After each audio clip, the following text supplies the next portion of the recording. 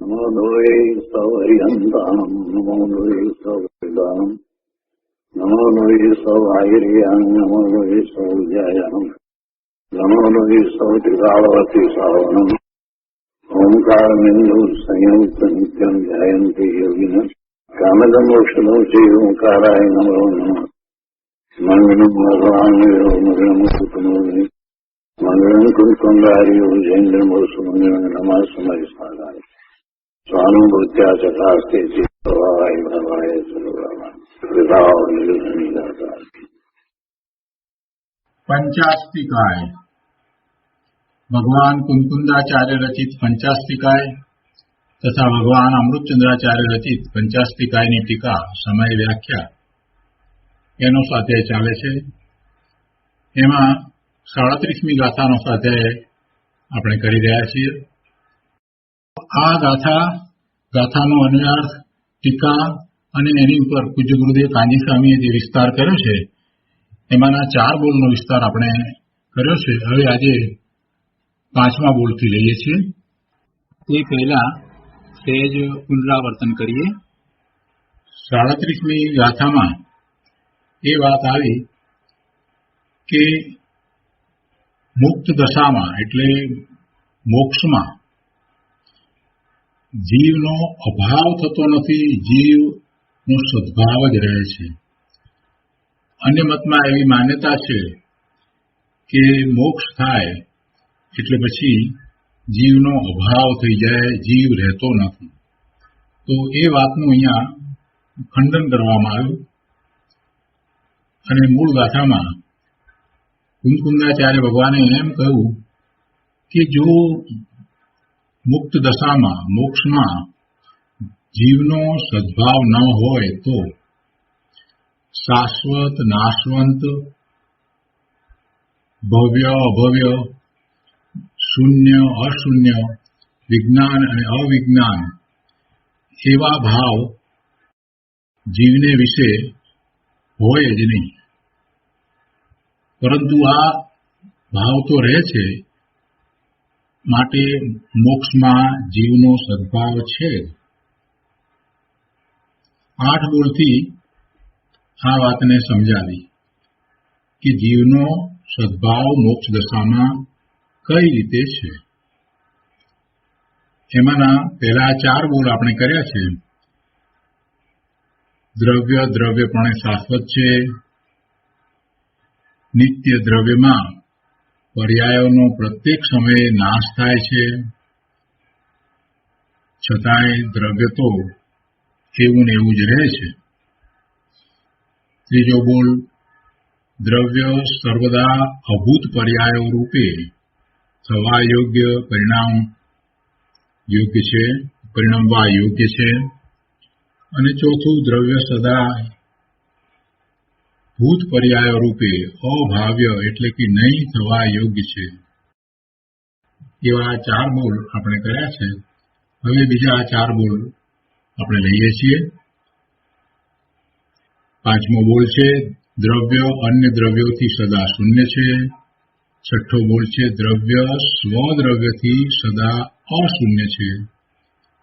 7મો બોલ છે, કોઈક જીવ દ્રવ્યમાં અનંત જ્ઞાન અને કોઈકમાં અંત જ્ઞાન છે. અને 8મો બોલ છે, કોઈક જીવ દ્રવ્યમાં અનંત અજ્ઞાન અને કોઈકમાં અંત અજ્ઞાન છે. તો આ 4 બોલ આજે આપણે લઈએ છીએ. પ્રવચન પ્રસાદ ભાગ પહેલો, પાના નંબર 158.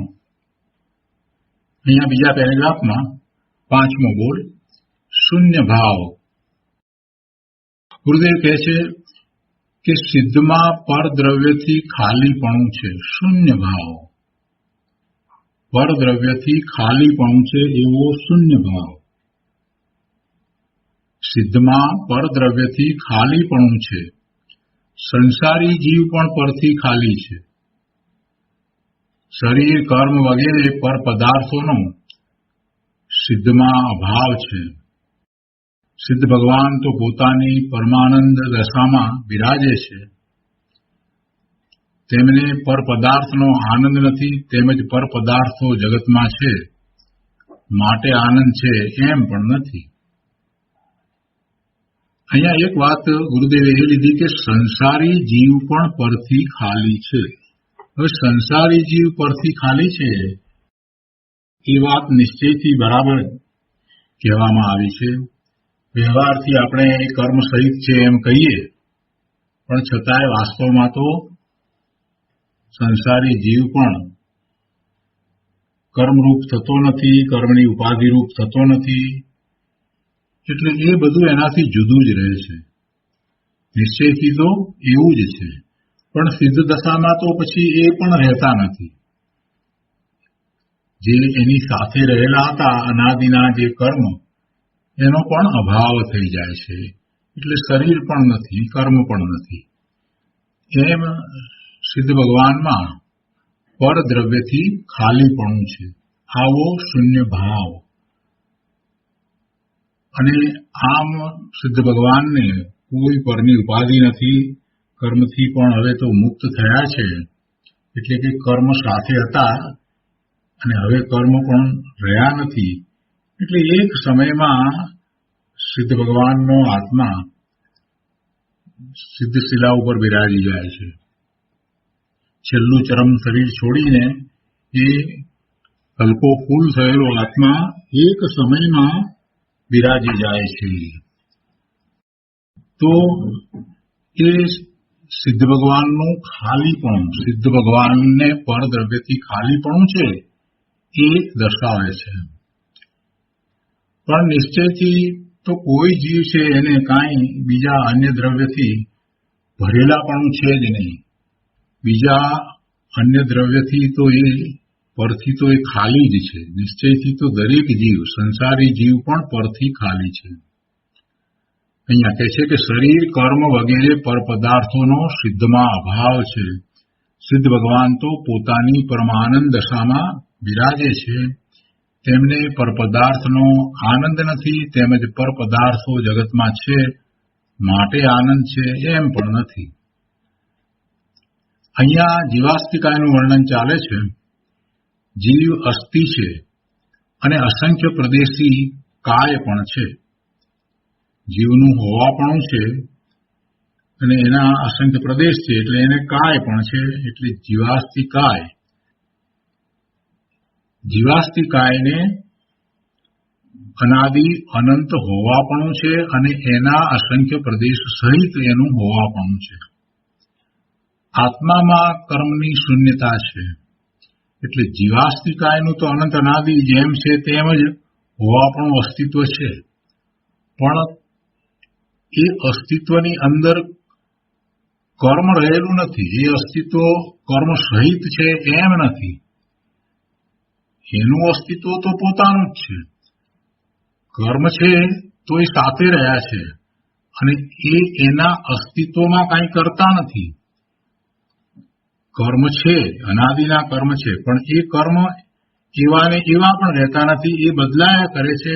એટલે કે આ જીવાસ્તિકાયની સાથે કર્મો છે, કર્મો નવા બંધાય છે, જૂના કરી જાય છે, એવું બાજુમાં ચાલ્યા કરે છે.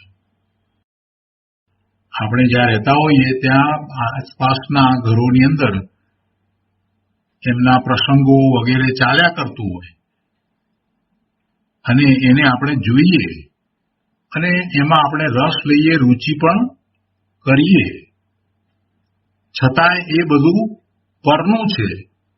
એ કાંઈ પોતાનું તો થઈ જતું નથી. એવી રીતે આ જીવાસ્તિકાએ પોતે પરિણમ્યો છે, પરિણમી રહે છે અને ભવિષ્યમાં પણ પરિણમતો રહેશે. તો સાથે બાજુમાં જે કર્મ છે એ અનાદિના એની સાથે છે અને એ કર્મના બંધન થાય છે અને પાછા એ ખરી જાય છે. એવું એ કર્મની સંતતિ રૂપ પરિણમન પણ ચાલ્યા કરે છે. પણ એ જીવાસ્તિકાયને કરતું નથી. જીવાસ્તિકાયમાં કાંઈ ફેરફાર કરતું નથી. એને લીધે જીવાસ્તિકાય છે એમ નથી. એટલે જીવ તો કર્મથી શૂન્ય જ છે. જ્યારે કર્મ છે ત્યારે પણ જીવાસ્તિકાય તો કર્મ વિનાનું જ છે. કર્મને જુદો જુઓ, કર્મનો આખો જુદો પ્રવાહ આપણી બાજુમાં ચાલી રહ્યો છે એમ જોવાની જો દ્રષ્ટિ થઈ જાય તો ખ્યાલ આવે છે કે એને હું કરતો નથી, એ મને કરતું નથી, એનું પરિણમન એના કારણે ચાલે છે, મારું પરિણમન મારા કારણે ચાલે છે. અને જ્યારે કર્મ રહિત સિદ્ધની પર્યાય થાય છે ત્યારે પછી એ પરિણમન મારી બાજુમાં રહેતું નથી, એ પરિણમન મારી બાજુમાં રહેતું નથી. એટલે કર્મની શૂન્યતા તો ત્રિકાળ છે. જીવાસ્તિકાયની અંદર કર્મનો પ્રવેશ ક્યારેય હતો નહીં, વર્તમાનમાં નથી અને ભવિષ્યમાં પણ હોય જ નહીં. આમ કર્મને પણ પોતાથી જ્યારે જુદા માનવામાં આવે, એના પરિણમને એ રીતે જોવામાં આવે તો જ જીવને પોતાનું સામર્થ્ય સમજાય અને પોતાનું મહાત્મા આવે. પોતે ત્રિકાળ શુદ્ધ છે, ભગવાન આત્મા છે એવું એને મહાત્મા આવે. અને આ કર્મની મલિનતા એ એની નથી, પોતાની નથી, એ પોતાની બાજુમાં છે, એ પોતાની બાજુમાં છે, સમીપમાં છે. પોતે જેવા ભાવ ગયા એ ભાવ પોતાના હતા, એ પોતાનો દોષ, એ પોતાનો અપરાધ, એ ભૂતકાળમાં એ ભાવ થયા તો એના નિમિત્તે કર્મણે રજકણો ભેગા થઈ અને બાજુમાં એ કર્મરૂપે બંધાય, એના સ્કંદ બને, એની પ્રકૃતિઓ વગેરે હોય અને પછી એ ઉદયમાં પણ આવે અને ખરી પણ જાય. આ બધું ચાલ્યા કરે, હા ચાલ્યા કરે છે. એમાં માત્ર જીવનો પ્રમાદ છે, એ જ એનો દોષ છે. પ્રમાદ એટલો છે કે જીવ પોતે સ્વ તરફ વળતો નથી, સ્વભાવ ભાવે રહેતો નથી. અને સ્વભાવ ભાવે નથી રહેતો એટલે બહારમાં વિભાવ ભાવે થાય છે. અને વિભાવ ભાવે થાય છે તો એ ભાવ, શુભાશુભ ભાવ, એને કારણે એને ભાવ કર્મ અને એના નિમિત્તે જળ કર્મ થાય છે. એટલે આ જીવનો પ્રમાદ છે કે એ સ્વભાવ ભાવે થતો નથી, થવાનો પ્રયાસ કરતો નથી. પણ ગમે તે રીતે જોઈએ છતાંય કર્મ તો એની અંદર ઘૂસ્યા નથી, એટલે જીવ તો કર્મથી રહિત જ છે. એટલે કર્મની શૂન્યતા જીવાસ્તિકાયનું વર્ણન ચાલે છે. જીવ અસ્તિકાય છે, અસંખ્ય પ્રદેશી છે અને એવા આ આત્મામાં કર્મની શૂન્યતા છે. જો નવી વાત છે, જુદી રીતે આખો વિસ્તાર કરવામાં આવ્યો છે, જુદા દ્રષ્ટિકોણથી સમજવાનું છે. સમયસારની અંદર દ્રષ્ટિ પ્રધાન ગ્રંથ છે, દ્રષ્ટિનો વિષય બતાવ્યો છે, તો ત્યાં ત્રિકાળ શુદ્ધ ભગવાન આત્માને બતાવ્યો છે અને એના આશ્રય ધર્મની શરૂઆત થાય છે એ વાત કરી છે. અહીંયા પણ પંચાસ્તિકાયની અંદર પણ ઊંડાણમાં ઉતરી અને જો વિચારવામાં આવે તો ગુરુદેવ કહે છે કે ભાઈ ભગવાન આત્મા તો ત્રિકાળ શુદ્ધ જ છે, એને કર્મની મલિનતા ઉપાધિ છે જ નહીં. એ આત્મામાં કર્મની શૂન્યતા છે. બહુ મહત્વની વાત છે. કર્મની શૂન્યતાનો સ્વીકાર કરવો એટલે પોતાના ત્રિકાળી શુદ્ધ સ્વરૂપનો સ્વીકાર કરવો. આત્મામાં કર્મની શૂન્યતા છે એમ જ્યારે માનવામાં આવે તો પછી એ વાત નિશ્ચિત થઈ જાય કે પોતે તો શુદ્ધ જ રહ્યો છે. આગળ કહે છે કે હવે જે પદાર્થોનો જેમાં અભાવ હોય તે પદાર્થ આત્માને શું કરે. બીજી વાત લીધી કે જ્યારે કર્મનો આત્મામાં અભાવ છે તો પછી એ આત્માને શું કરે, આત્માને કાંઈ કરતો જ નથી. એટલે કે કર્મ આત્માને કાંઈ કરતા નથી. પણ અજ્ઞાની એમ માને છે કે કર્મને લીધે પોતાને સુખ દુઃખનો અનુભવ થાય છે, કર્મને લીધે પોતાનું અસ્તિત્વ છે વગેરે માન્યતા અજ્ઞાની છે એની છે. જે અજ્ઞાની છે એની એવી માન્યતા છે અને પછી એવી માન્યતા છે એટલે પછી એવા દ્રષ્ટાંત પણ આપે છે. અજ્ઞાની જેવો દ્રષ્ટાંત આપે છે કે ઘોડા ઉપર બેઠેલા માણસને ઘોડો જ્યાં લઈ જાય ત્યાં જવું પડે છે, તેમ કર્મો જીવને પ્રેરક થઈને જ્યાં દોરી જાય ત્યાં જીવને જવું પડે અને રાગ દ્વેષ કરવા જ પડે. એમ અજ્ઞાની દલીલ કરે છે. ઘોડા ઉપર બેઠેલો માણસ ઘોડો જ્યાં જાય ત્યાં જાય એવું ઉદાહરણ કોણ આપે છે? એ અજ્ઞાનીનું ઉદાહરણ છે. પણ એ દલીલ ખોટી છે. ઘોડાને લીધે માણસ ચાલતો હોય તો ઘોડાના એક ક્ષેત્રે ધર્માસ્તિકાય, અધર્માસ્તિકાય, આકાશ અને કાળ પણ રહેલા છે. તો તે પણ ઘોડાની સાથે ક્ષેત્રાંતર પામવા જોઈએ, પણ એમ કદી બનતું નથી. માણસમાં ઘોડાની શૂન્યતા છે અને ઘોડામાં માણસની શૂન્યતા છે. ઘોડો પોતાની યોગ્યતાથી ચાલે છે અને માણસ પોતાની યોગ્યતાથી ચાલે છે. તેવી રીતે કર્મમાં આત્માની શૂન્યતા છે અને આત્મામાં કર્મની શૂન્યતા છે.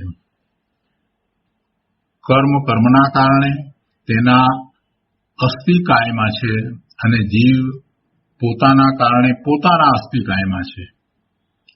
બંને દ્રવ્ય જ જુદા છે. પેલું પણ અસ્થિકાય છે, કર્મ છે એ પણ પૂતગળ પરમાણુઓનો સ્કંદ છે, એટલે એ પણ હોવાપણે છે. અને આ એ પૂતગલાસ્તિકાય જે રીતે છે એવી રીતે આ જીવાસ્તિકાય પણ છે, એ પણ હોવા રૂપે છે. એટલે બે દ્રવ્ય જુદા છે.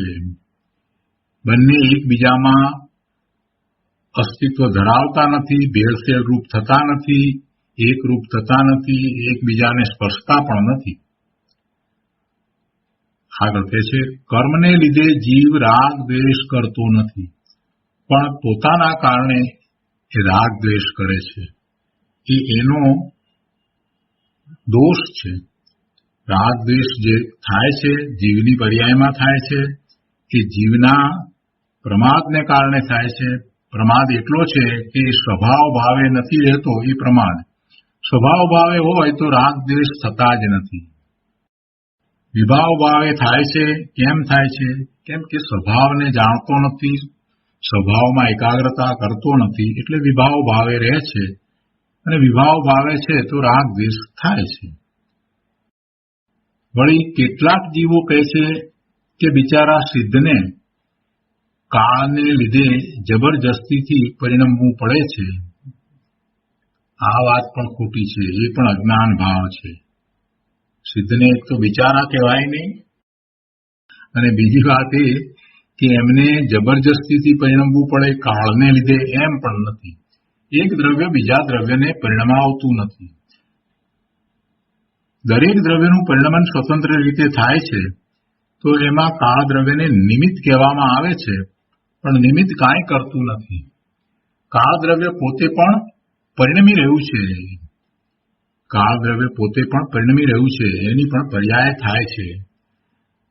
બીજા દ્રવ્યો પણ પોતે પરિણમી રહ્યા છે, પણ કાળ દ્રવ્યની પરિણમન થતા જે પર્યાય થાય છે એની સાપેક્ષતા બીજા દ્રવ્યોના પરિણમનમાં સ્વીકારવામાં આવે છે. એટલે આ સમયની પર્યાય, બીજા સમયની પર્યાય, ત્રીજા સમયની પર્યાય, એમ આપણે બીજા દ્રવ્યોની પર્યાયને જાણીએ છીએ.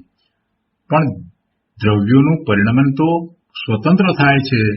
એટલે સિદ્ધ ભગવાનનું પણ પરિણમન જે થાય, શુદ્ધ ભાવે પરિણમવું થાય, એ કઈ કાળને લીધે થતું નથી, એ સ્વતંત્ર છે. એટલે સિદ્ધ ભગવાનને કાળને કારણે જબરજસ્તીથી પરિણમવું પડે એ વાત તો અજ્ઞાન ભાવ છે. કારણ કે સિદ્ધમાં કાળની શૂન્યતા છે. વળી એક સિદ્ધ બીજા સિદ્ધમાં ભળી જતા નથી. એટલે એ રીતે પણ સિદ્ધ ભગવાનમાં શૂન્યતા છે. કર્મની શૂન્યતા બતાવી, પછી આ બીજા અન્ય દ્રવ્ય છે એની પણ શૂન્યતા બતાવી, કાળની પણ શૂન્યતા બતાવી. બીજા દ્રવ્યમાં કાળની પણ શૂન્યતા બતાવી દીધી, અને બીજા સિદ્ધની પણ શૂન્યતા બતાવી દીધી. શૂન્યતા બતાવવી છે ને, શૂન્ય ભાવ અહીંયા તો લીધો છે. તો એમાં બીજું કાંઈ નથી. તો બીજું શું શું હોઈ શકે? તો બીજું સૌથી પહેલું જો આપણને કાંઈ દેખાતું હોય તો શરીર, નામ, કર્મ, તો કે એ નથી, એ પૂતગળ નથી. પછી આ કર્મની ઉપાધિ, એ કર્મ, તો પછી એની પણ વાત લીધી, એ પણ નથી. તો એ પછી બીજા દ્રવ્યો, આ પૂતગળ સિવાયના બીજા દ્રવ્યો જો લઈએ તો આ ધર્માસ્તિકાય અને કાળ ને એ બધાની વાત લીધી. તો એમાં કાળ ની વાત સમજાવી અને એ દ્વારા એમ પણ સમજાવી દીધું કે બીજા કોઈ અન્ય દ્રવ્ય પણ સિદ્ધમાં નથી. અને છેલ્લી વાત એ પણ લીધી કે એક સિદ્ધ ભગવાનમાં બીજા સિદ્ધ ભગવાન પણ નથી. એટલે આમ શૂન્યપણું છે. એક સિદ્ધ બીજા સિદ્ધમાં જઈ ભળી જતા નથી. એક સિદ્ધમાં બીજા સિદ્ધની શૂન્યતા છે. આમ સ્વતંત્ર નિર્ણય કરવો જોઈએ. આવી શૂન્યતાનો સ્વતંત્ર નિર્ણય કરવાથી જ જીવની દ્રષ્ટિ પોતાના સ્વભાવ તરફ જાય છે કે પોતે શૂન્ય સ્વભાવી જ છે. એટલે કે બીજા વર્ગનું પોતાની અંદર કાંઈ છે જ નહીં. પોતે પરિપૂર્ણ છે, એને બીજાની જરૂર જ નથી. એટલે બીજાની અપેક્ષાએ શૂન્ય સ્વભાવી છે. સ્વ અપેક્ષાએ તો પરિપૂર્ણ છે. તો આ શૂન્ય ભાવની વાત કરી. 5મો બોલ થયો. હવે 6ઠ્ઠો બોલ અશૂન્ય ભાવ. ગુરુદેવ કહે છે કે પોતાના સ્વભાવથી સિદ્ધ ભગવાન પરિપૂર્ણ છે. પોતાના સ્વભાવથી સિદ્ધ ભગવાન પરિપૂર્ણ છે. અજ્ઞાની જીવો કહે છે કે કોઈ જીવો મરણ પામતા અનંતમાં ભળી ગયા, પણ એ વાત ખોટી છે. અન્ય મતની આવી વાત હોય, વેદાંતમાં એવી વાત આવે કે મોક્ષ થાય એટલે જીવ કોઈ એક પરમાત્મામાં ભળી જાય છે, બધા આત્મા એક પરમાત્મામાં ભળી જાય છે. એમ નથી. પોતાના જ્ઞાન દર્શન આદિ વ્યક્ત કરી જે પરમ આનંદ દશા પ્રગટ કરી તેનાથી સિદ્ધ ભગવાન ભરચક છે. પોતાના જ્ઞાન દર્શન આદિ વ્યક્ત કરી અને જે પરમ આનંદની દશા પ્રગટ કરી તો તેનાથી તેઓ એટલે સિદ્ધ ભગવાન પરિપૂર્ણ ભરચક છે, ભરેલા છે. જો સિદ્ધ દશામાં આત્મા ન રહેતો હોય તો શૂન્ય ભાવ અને અશૂન્ય ભાવ કોના કહેવાત? તે ભાવો રહે છે અને આત્મા પણ કાયમ ત્યાં છે. અહીંયા વાત એ ચાલે છે ને કે અન્ય મતમાં એમ છે કે મોક્ષ થતા પછી આત્માનો અભાવ થઈ જાય છે, આત્મા રહેતો નથી. તો કહે છે કે આ 8 પ્રકારના ભાવ કોના છે? સિદ્ધ ભગવાનના છે કે બીજા કોઈના છે? તો સિદ્ધ દશામાં આ ભાવ તો છે. એટલે આવો શૂન્ય ભાવ અને અશૂન્ય ભાવ પણ છે. શૂન્ય ભાવ તો બીજાની અપેક્ષાએ એક બીજું પોતાનામાં નથી, એ રીતે વાત લીધી. પણ અશૂન્ય ભાવ દ્વારા એમ સમજાવવું છે કે ભગવાન પરિપૂર્ણ છે, દરેક જીવ શક્તિ અપેક્ષાએ પરિપૂર્ણ છે એમ જ્યારે સ્વીકારવામાં આવે છે ત્યારે તો પુરુષાર્થ ઉપડે છે, સમ્યક્ત્વનો પુરુષાર્થ ઉપડે છે. દરેક જીવ પોતે સક્ષમ છે, પોતાનામાં અનંત ગુણ છે, અનંત ગુણોનું પરિણમન છે, એવો પોતે પરિપૂર્ણ ભગવાન આત્મા છે, કેવળ જ્ઞાન સ્વરૂપ છે, આનંદ સ્વરૂપ છે. આ વાતનો નિર્ણય કરીને એ પુરુષાર્થ કરે છે અને સમ્યક્ત્વ પ્રગટ કરે છે. તો પછી જીવના એ અનંત ગુણ ને એનું અનંત એ પરિણમન જેની એને સમ્યક્ત્વ થયું ત્યારે અંશે અનુભૂતિ થઈ હતી અને હવે સિદ્ધ દશામાં તો પૂર્ણપણે અનુભૂતિ છે, પૂર્ણપણે પ્રગટ થયું છે. તો પછી એ બધું જાય ક્યાં? એ ક્યાં ચાલી જવાનું છે? એ ક્યાંય જતું નથી, એ રહે જ છે. એટલે સિદ્ધ દશામાં આત્મા નથી એ માન્યતા તો બહુ મોટી ભૂલ ભરેલી માન્યતા છે. એટલે આ અશૂન્ય ભાવ છે કે જીવને જે કાંઈ છે જે શક્તિ રૂપે હતું એની પ્રગટતા થાય છે, તો સમ્યક તો થાય છે ત્યારે પણ એ પરિપૂર્ણ છે એવો એને અંદરમાં અનુભવ થઈ જાય છે, એવી શ્રદ્ધા થઈ જાય છે કે પોતે પૂર્ણ જ્ઞાન સ્વભાવી, પૂર્ણ આનંદ સ્વભાવી છે.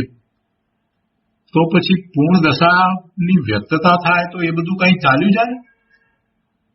અને એ વ્યક્તતા થાય છે તો કોના આધારે વ્યક્તતા થઈ? અંદરમાં પડ્યું છે તો વ્યક્તતા છે. એ અંદરમાં એવી શક્તિ પડી છે તો એની વ્યક્તતા છે. તો સિદ્ધ દશા થઈ તો પૂર્ણ પ્રગટ થયું, તો પ્રગટ થયું છે અને એ પ્રગટ થયું છે એનો અર્થ જ એ છે કે એ પડ્યું છે અને આ અશૂન્ય ભાવ છે. એટલે સિદ્ધને એવો શૂન્ય ભાવ અને અશૂન્ય ભાવ બંને છે. એટલે કહે છે કે તે ભાવો રહે છે અને આત્મા પણ કાયમ ત્યાં છે. સિદ્ધ દશામાં આત્મા છે. સંસાર દશા અનાદિ શાંત છે અને સિદ્ધ દશા સાદી અનંત છે. સંસાર દશા અનાદિની છે પણ એનો અંત છે એટલે એ અંત સહિત છે. અંત શાંત છે. અને સિદ્ધ દશાની આદિ છે એટલે આદિ સાદી પણ પછી અનંત કાળ સુધી રહે છે એટલે સિદ્ધ દશા સાદી અનંત છે.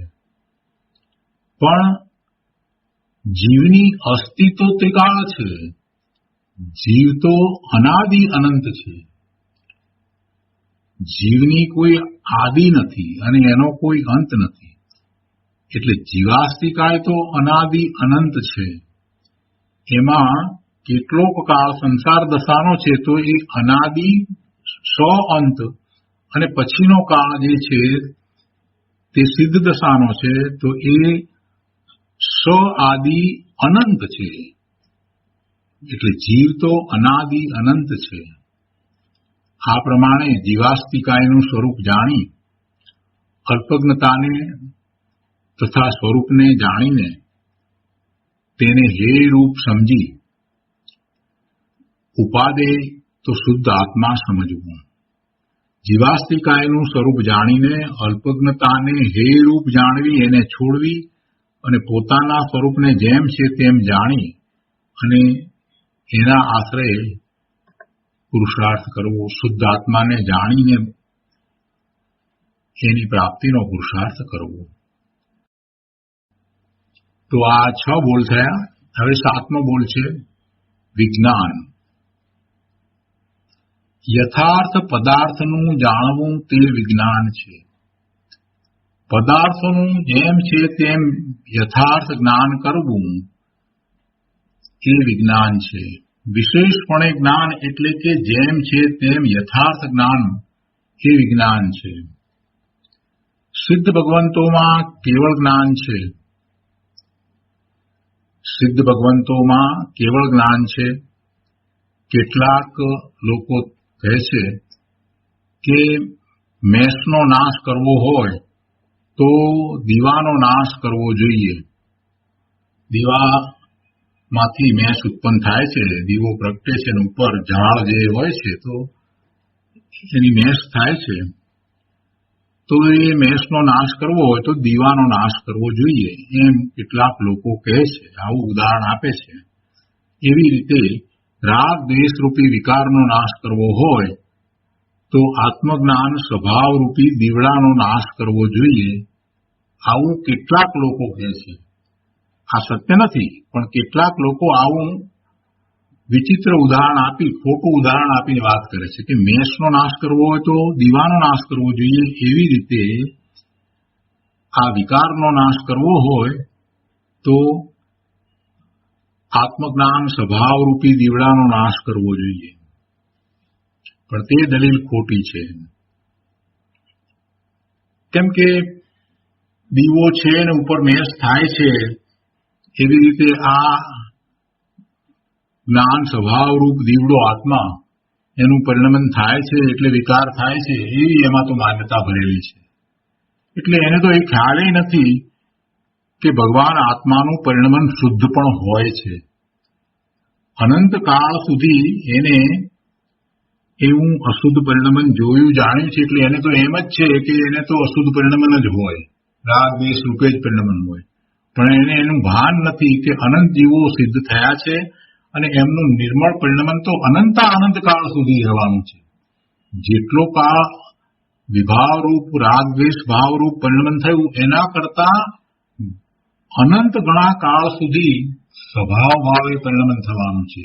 આ વાત જેને ખબર નથી ને એને આવા ખોટા ઉદાહરણો સૂઝે કે દીવડો છે તો ઉપર મેષ થાય છે. બીજી રીતે કહેવું હોય તો એને એમ પણ કહી શકાય કે એને દીવો જ જોયો છે બીજા કોઈ પ્રકાશિત વસ્તુને જોઈ નથી કે જેમાં મેશ થતી જ નથી. પ્રકાશ હોય ત્યારે મેશ ન ઉત્પન્ન થાય એવી ડિવાઇસીસ એને જોઈ જ નથી. આ તો જે કમ્બશન થાય છે તે ઓછું વધુરું થાય છે એટલે એમાં કાર્બન મોનોક્સાઇડ વગેરે જે ઉપર રહી જાય છે એટલે એ મેશ રૂપે હોય છે. પણ જ્યાં કમ્બશન પૂરેપૂરું થાય છે પૂર્ણ, ત્યાં કોઈ મેશ જ ઉત્પન્ન થતી નથી. એટલે એવું પરિણમન કોઈ ડિવાઇસનું એને જાણ્યું જ નથી એમ થયું એનો અર્થ. બીજી રીતે કહીએ તો એને એવી કલ્પના પણ નથી કે શુદ્ધ આત્માનું જે પરિણમન થઈ રહ્યું છે એમાં રાગ દ્વેષ ઉત્પન્ન થતા જ નથી. એટલે એવા આત્મજ્ઞાન સ્વભાવ રૂપી દીવડાનો આત્માનો નાશ કરવાનો પ્રશ્ન જ નથી ઉત્પન્ન થતો, એવું હોય જ નહીં. એટલે એની દલીલ ખોટી છે. અહીંયા કહે છે શરીર કર્મ વગેરે પર પદાર્થોનો આત્મામાં અભાવ છે અને વિકાર ક્ષણિક છે અને આત્મા ત્રિકાળી શુદ્ધ સ્વભાવી છે. એટલે ભગવાન આત્માનું ત્રિકાળ શુદ્ધ સ્વરૂપ છે તો એવું પ્રગટ પણ થાય છે. એટલે રાગ દ્વેષ ઉત્પન્ન નથી થતા એવી સિદ્ધ દશા હોય છે. એમ શ્રદ્ધા જ્ઞાન કરી સ્થિરતા કરે તો કેવળ જ્ઞાનનો વિકાસ થાય. એટલે જ્ઞાનનો ઉઘાડ થતા થતા પૂર્ણ ઉઘાડ થાય એવો વિકાસ થતા થતા કેવળ જ્ઞાન પ્રગટ થાય અને રાગનો તથા અલ્પજ્ઞતાનો નાશ થાય છે. આ રાગ અને અલ્પજ્ઞતાનો નાશ કરવાની આ રીત છે. દીવાનું ઉદાહરણ આપ્યું એ ખોટું છે, માન્યતા એ ખોટી છે કે એમાં જ્ઞાન સ્વભાવી ભગવાન આત્માનો નાશ કરીએ એટલે રાગ દ્વેષનો નાશ થાય, એ માન્યતા એ ખોટી છે. કેમ કે એ રાગ દ્વેષ છે એ તો પર્યાયમાં છે, ક્ષણિક છે અને એનો નાશ કઈ રીતે થાય છે તો પોતે સ્વભાવ ભાવે પરિણમે એટલે ઉત્પન્ન જ નથી થતા. રાગનો તથા અલ્પજ્ઞતાનો નાશ થયો તો નાશ એટલે કે હવે નવા ઉત્પન્ન ન થવા, અને નવા ઉત્પન્ન ન થાય એવું ક્યારે થાય કે પોતે પોતાના જ્ઞાન સ્વભાવી ભગવાન આત્માનું લક્ષ્ય કરી એમાં સ્થિરતા કરે તો આગળ વધતા વધતા કેવળ જ્ઞાન થાય અને એમ છતાં હવે રાગ કે અલ્પજ્ઞતા રહેતા જ નથી.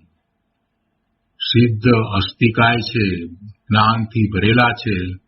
એક સમયની જ્ઞાન પર્યાયમાં ત્રણ કાળ ત્રણ લોકના પદાર્થોને જાણે છે.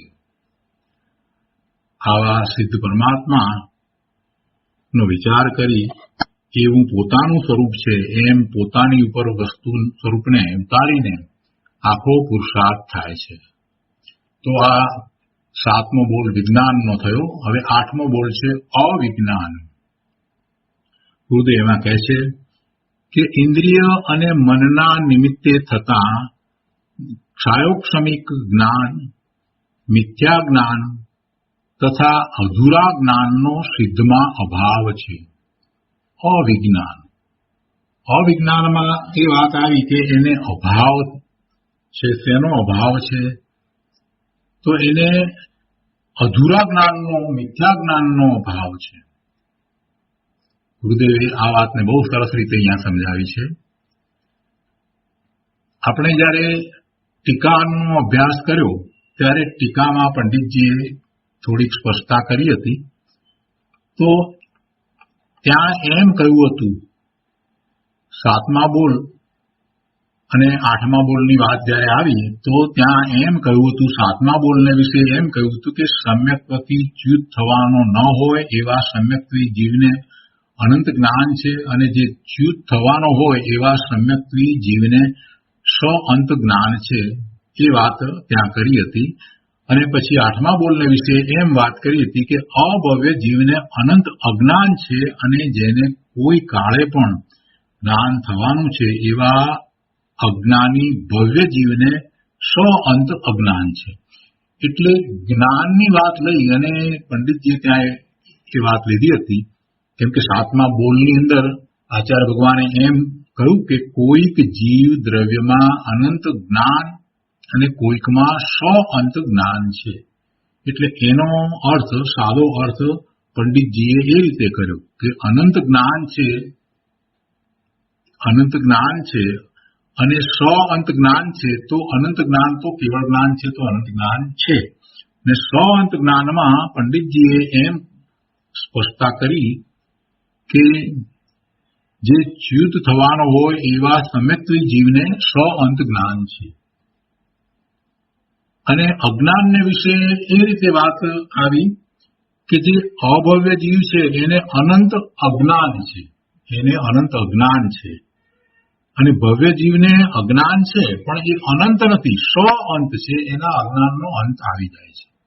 એટલે જ્ઞાન અને અજ્ઞાનને વિશે આ રીતે 7મા 8મા બોલની અંદર વાત આવી. કેમ કે આચાર્ય ભગવાને 7મા બોલમાં એમ કહ્યું કે કોઈક જીવ દ્રવ્યમાં અનંત જ્ઞાન અને કોઈકમાં અંત જ્ઞાન છે.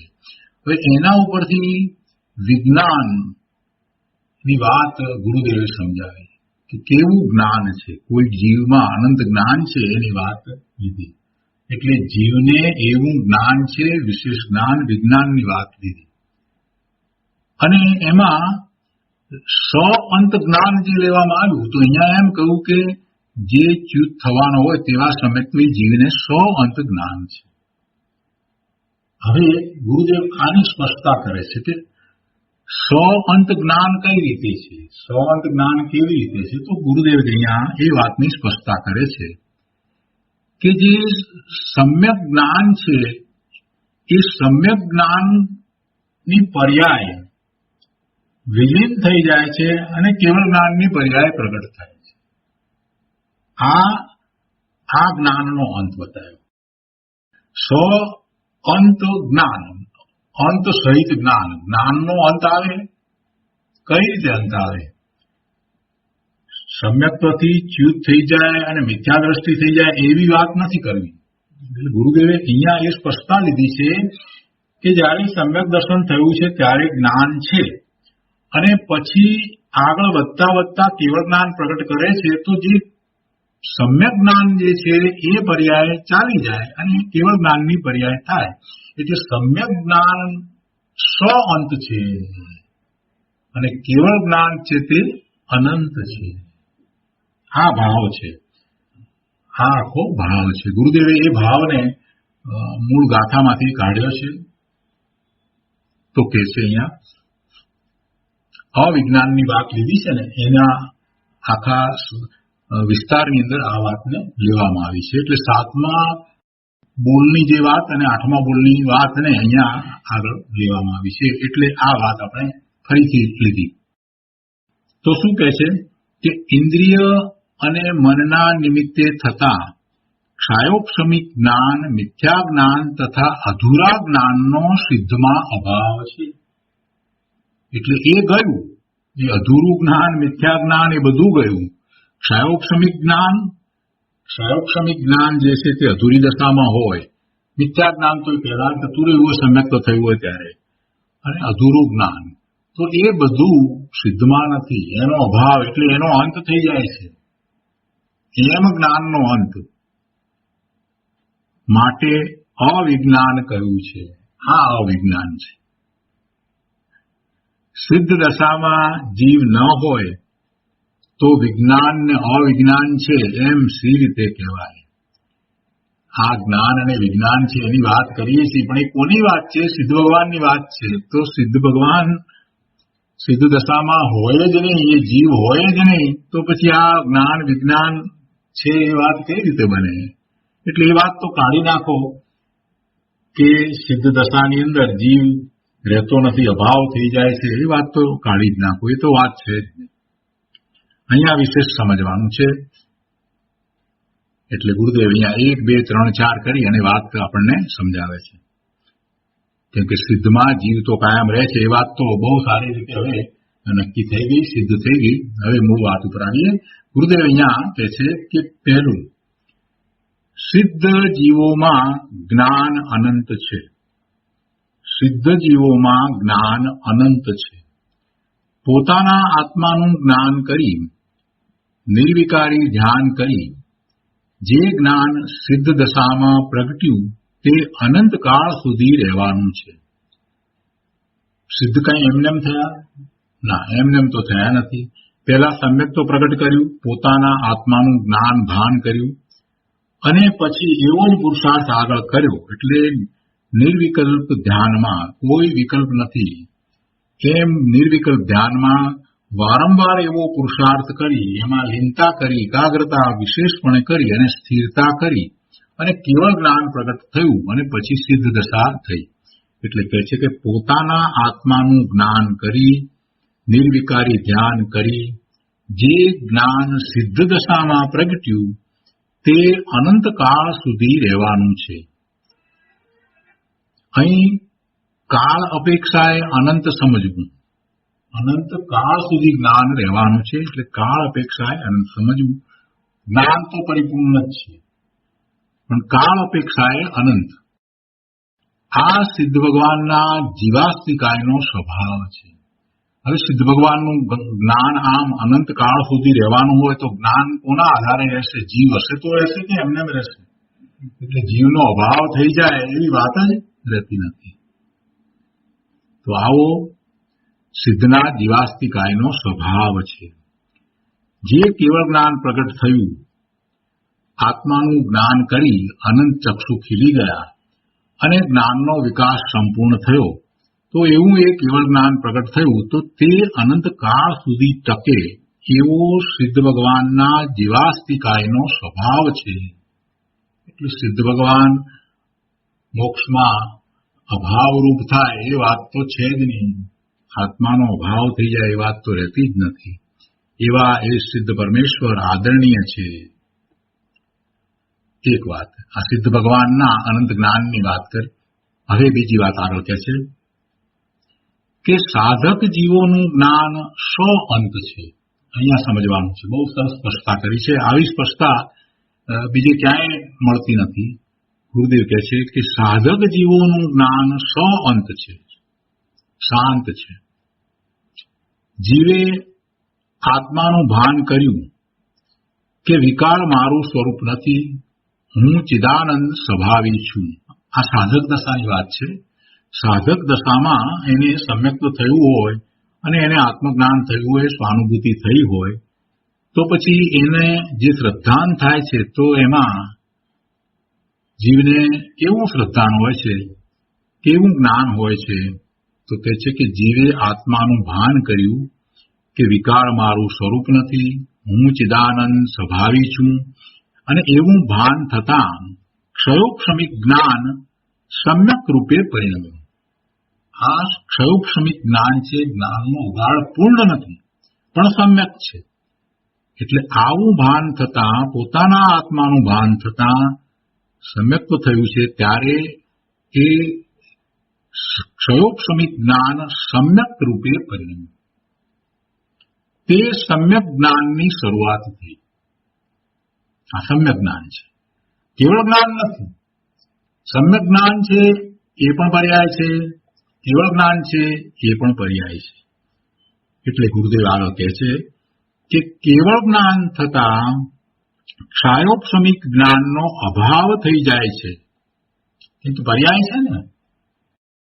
તમે એમ લેશો કે સમ્યક જ્ઞાનની પર્યાય અને કેવળ જ્ઞાનની પર્યાય બંને સાથે છે તો એ કઈ રીતે શક્ય બને? હોય જ નહીં. એક સમયમાં એક જ પર્યાય હોય. એટલે જે ક્ષયોક્ષમિક જ્ઞાન સમ્યક રૂપે પરિણમ્યું, એવા સમ્યક જ્ઞાનની શરૂઆત થઈ ત્યારે થયું, સમ્યક તો થયું ત્યારે. અને એ સમ્યક જ્ઞાન જે છે એમાં વિશેષ વિશેષ ઉઘાડ થતો જાય. એનું શ્રદ્ધાન જે છે એ તો પરિપૂર્ણ જ છે. શ્રદ્ધામાં કોઈ બીજો વધારે ફેરફાર નથી થતો. તારતમ્યતા શેની છે? જ્ઞાનની છે. સમ્યક તો થાય ત્યારે જે અનુભૂતિ છે, સ્વાનુભૂતિ છે, અને એ સ્વાનુભૂતિને કારણે પોતાને જે શ્રદ્ધા છે એ તો એમ જ છે, એ તો બરાબર છે. અહીંયા જ્ઞાન અપેક્ષા એ વાત ચાલે છે કે ક્ષયોક્ષમિક જ્ઞાન સમ્યક રૂપે પરિણમ્યું તો તે સમ્યક જ્ઞાનની પર્યાય છે.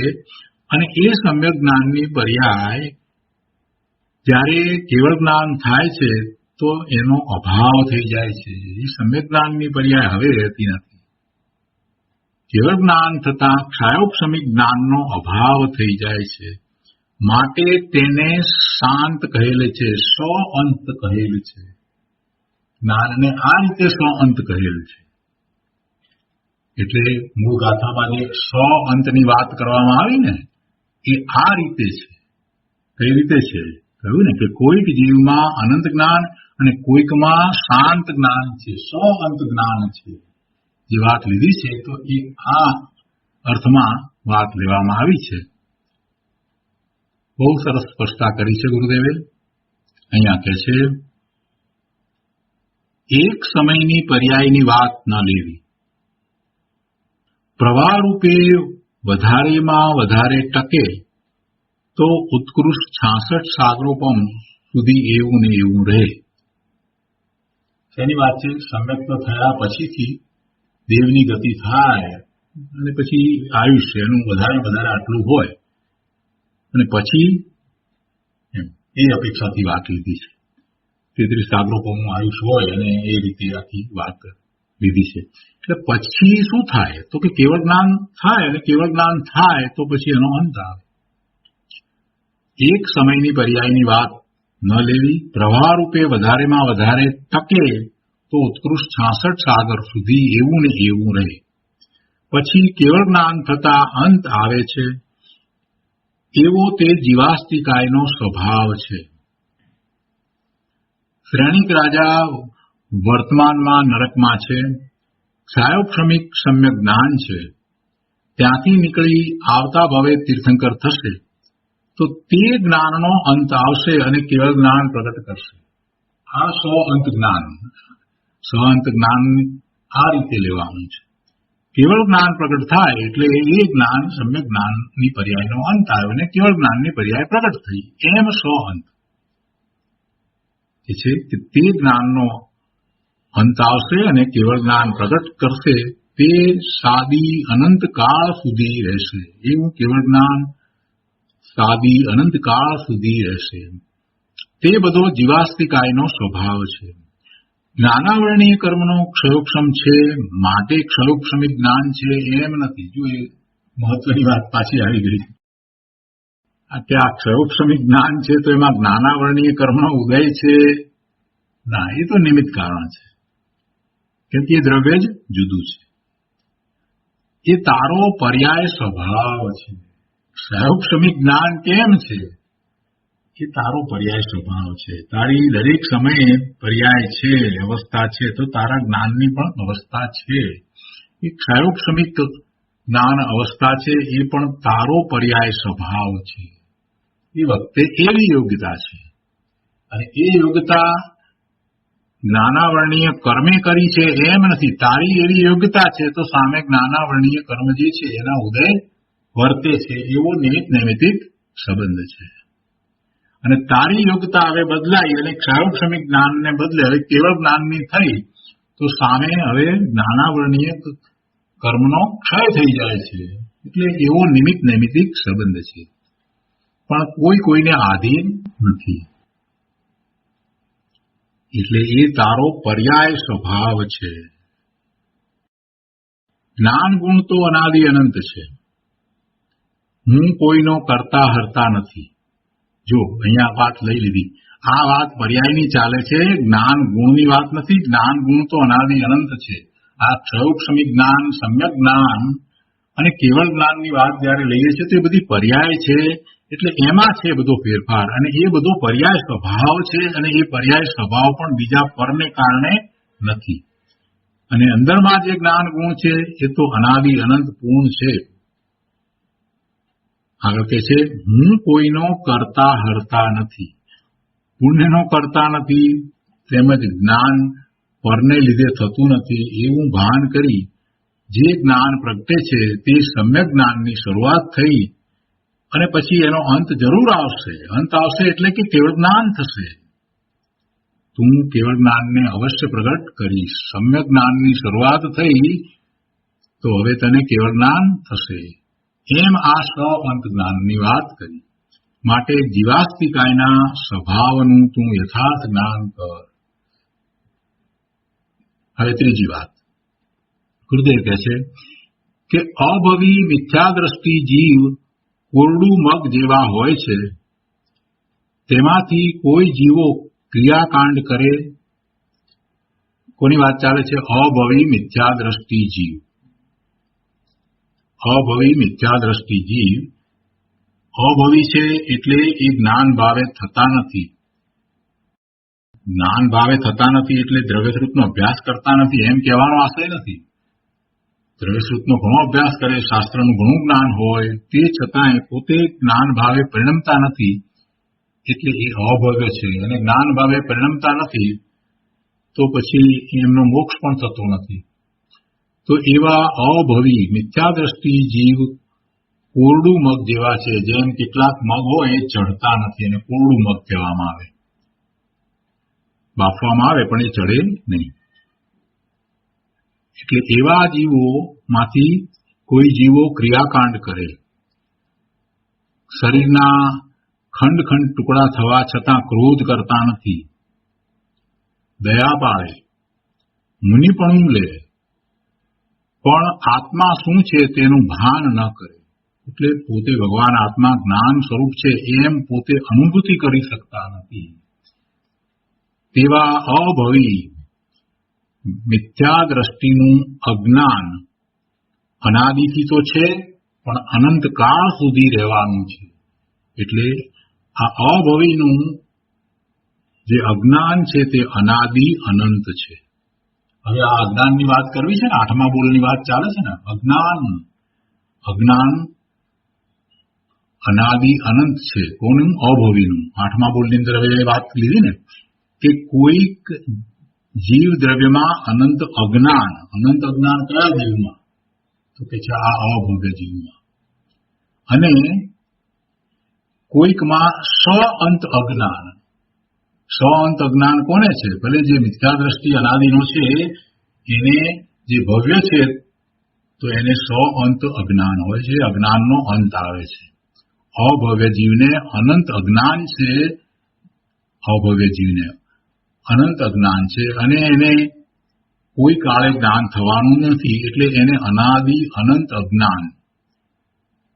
અને એવા અજ્ઞાની જે અભવ્ય છે એને ક્યારેય જ્ઞાન થતું નથી એટલે કે જ્ઞાન ભાવે થતા નથી. માહિતીરૂપ જ્ઞાન તો એ ઘણું કરે એટલે સુધી કે 11 અંગ નો અભ્યાસ કરે.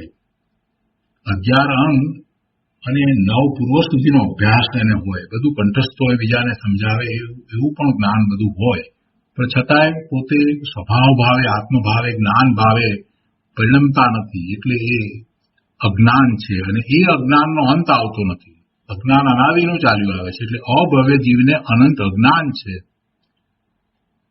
પરંતુ જેને કોઈક સમયે જ્ઞાન થવાનું છે, વર્તમાનમાં એને અજ્ઞાન છે, અનાદિનું અજ્ઞાન છે, પણ એવો જે ભવ્ય જીવ કે જેને જ્ઞાન થવાનું છે તો એને એવા અજ્ઞાનનો અંત છે એટલે એને અંત અજ્ઞાન છે. એટલે 8મા બોલમાં કહ્યું કે કોઈક જીવ દ્રવ્યમાં અનંત અજ્ઞાન એ અભવ્યની અપેક્ષાએ અને કોઈકમાં અંત અજ્ઞાન તો એ ભવ્યની અપેક્ષાએ વાત કરી. તો એ વાત હવે ગુરુદેવે અહીંયા લીધી છે.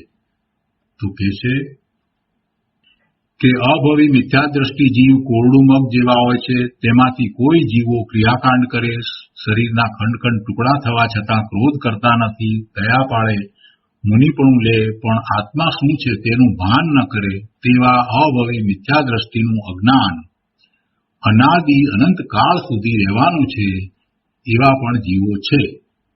તે તેના જીવાસ્તિકાયની લાયકાત છે. અને ચોથામાં આવે કહે છે કે ભવી મિથ્યા દ્રષ્ટિ, ભવ્ય મિથ્યા દ્રષ્ટિ જીવ. હજી અત્યારે તો એ મિથ્યા દ્રષ્ટિ છે પણ ભવી છે. એટલે ભવી મિથ્યા દ્રષ્ટિ જીવનું અજ્ઞાન અનાદિ શાંત છે, અનાદિથી છે પણ એ અજ્ઞાન અંત છે, અજ્ઞાન ચાલ્યું જવાનું છે. અજ્ઞાન અનાદિથી છે પણ તે લાયક જીવ છે એટલે એને ભવ્ય જીવ કહ્યું. તો એવો જીવ આત્માનું ભાન કરી અજ્ઞાનનો નાશ કરશે, માટે એના અજ્ઞાનને અનાદિ અંત કહ્યું છે, અનાદિ શાંત કહ્યું છે. પરને લીધે કે કર્મને લીધે નહીં પણ જીવાસ્તિકાયના જ્ઞાન ગુણની પર્યાયનો તે સ્વભાવ છે. આ અજ્ઞાન અને અજ્ઞાનનો અંત આવવો એ કોઈ કર્મને લીધે નહીં, પરંતુ એ જીવાસ્તિકાએ ના જ્ઞાન ગુણની પર્યાયનો સ્વભાવ છે. એ ભાઈ તારો પર્યાય સ્વભાવ છે એટલે એમ થાય છે. આગળ કહે છે, શુદ્ધ જીવ દ્રવ્યમાં કેવળ જ્ઞાનની અપેક્ષાએ અનંત જ્ઞાન છે. સમ્યક દ્રષ્ટિ જીવમાં ક્ષાયોક્ષમિક જ્ઞાનની અપેક્ષાએ અંત જ્ઞાન છે. અભવ્ય મિથ્યા દ્રષ્ટિ જીવની અપેક્ષાએ અનંત અજ્ઞાન છે અને ભવ્ય મિથ્યા દ્રષ્ટિ જીવની અપેક્ષાએ અંત અજ્ઞાન છે. તો ચારે ચારની વાત લઈ લીધી. 7મા અને 8મા બોલની વાત આ રીતે લીધી. અનંત જ્ઞાન, અંત જ્ઞાન, અનંત જ્ઞાન અને અંત અજ્ઞાન, એ ચારની વાત કરી. સિદ્ધના જીવમાં 3 કાળના સમસ્ત પદાર્થોને જાણવારૂપ જ્ઞાન છે.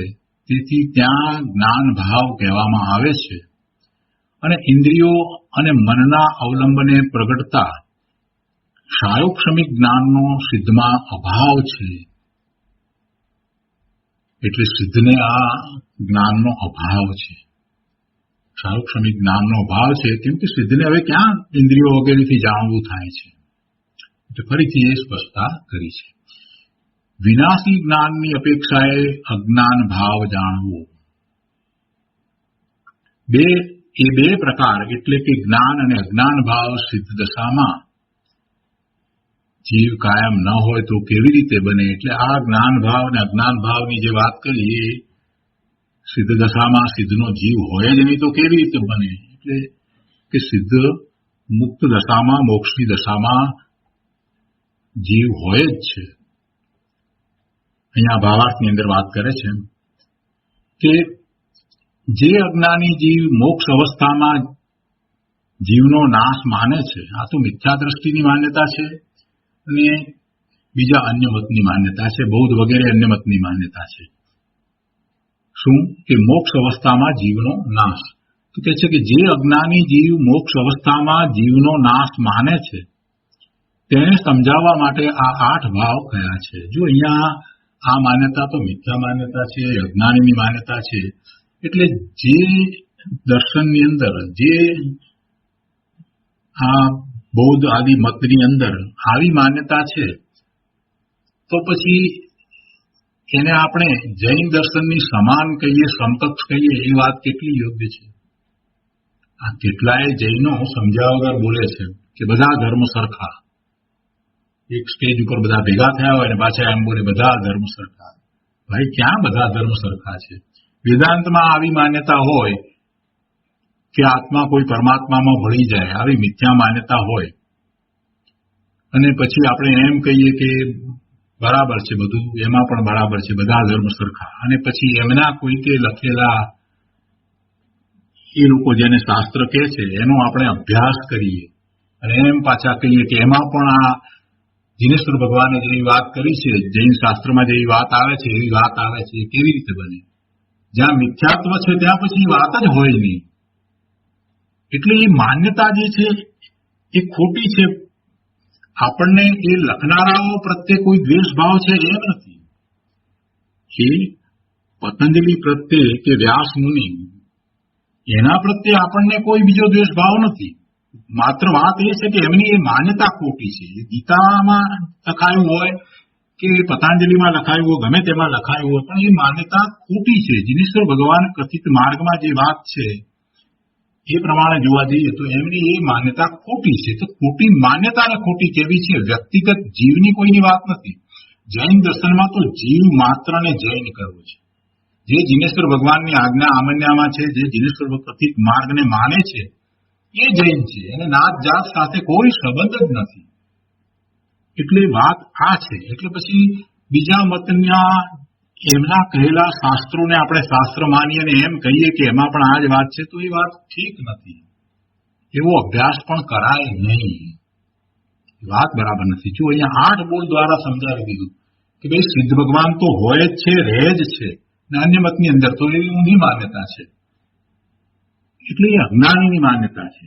ભાવાર્થમાં કહે છે કે જે અજ્ઞાની જીવ મોક્ષ અવસ્થામાં જીવનો નાશ માને છે તેને સમજાવવા માટે આ 8 ભાવ કયા છે. આ 8 ભાવોથી મોક્ષમાં જીવનું અસ્તિત્વ સિદ્ધ થાય છે.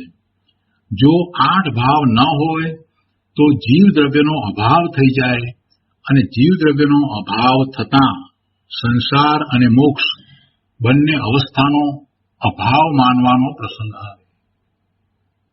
માટે 8 ભાવોનું જ્ઞાન કરવું જોઈએ. 8 ભાવોનું જ્ઞાન કરવું જોઈએ. આગળ કહે છે, પહેલી વાત અવિનાશી સ્વભાવ, બીજી વાત વિનાશી વ્યય ભાવ.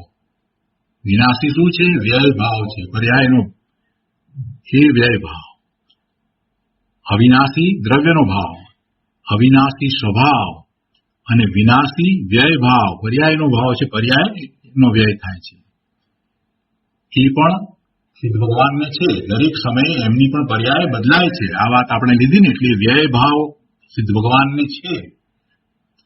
શુદ્ધ રૂપે પરિણમતો ભવ્ય ભાવ. ચોથું અશુદ્ધતાના અભાવરૂપ અભવ્ય ભાવ. શુદ્ધ રૂપે પરિણમન સિદ્ધ ભગવાનનું થાય છે એ હોવાપણાનો ભાવ, એવું પરિણમન છે એવો ભવ્ય ભાવ.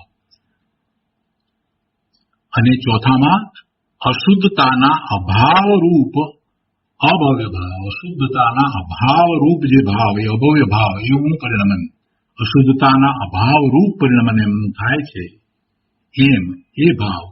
અને પાંચમું પરથી ખાલી રૂપ શૂન્ય ભાવ. છઠ્ઠું પોતાના જ્ઞાન દર્શન આદિથી પરિપૂર્ણ એવો અશૂન્ય ભાવ. અને સાતમું સર્વ પદાર્થને પરિપૂર્ણ જાણવા રૂપ એવો જ્ઞાન ભાવ. અને આઠમું અધૂરા જ્ઞાનપણે નહીં હોવા રૂપ અજ્ઞાન ભાવ. આ 8 ભાવોથી જીવનું અસ્તિત્વ સિદ્ધ થાય છે અને સિદ્ધમાં જીવનું અસ્તિત્વ માનવાથી આ 8નું અસ્તિત્વ રહે છે. તો આ પ્રમાણે સિદ્ધ જીવનો સ્વભાવ છે તે તેના અસ્થિકાયનું સ્વરૂપ છે એમ યથાર્થ જ્ઞાન કરવું જોઈએ. તો આ રીતે આ 37મી ગાથા અહીંયા પૂરી થાય છે, એનો વિસ્તાર પૂરો થાય છે. આજનો સ્વાધ્યાય આપણે અહીંયા સુધી રાખીએ છીએ. હવે સુખધામ બોલીએ.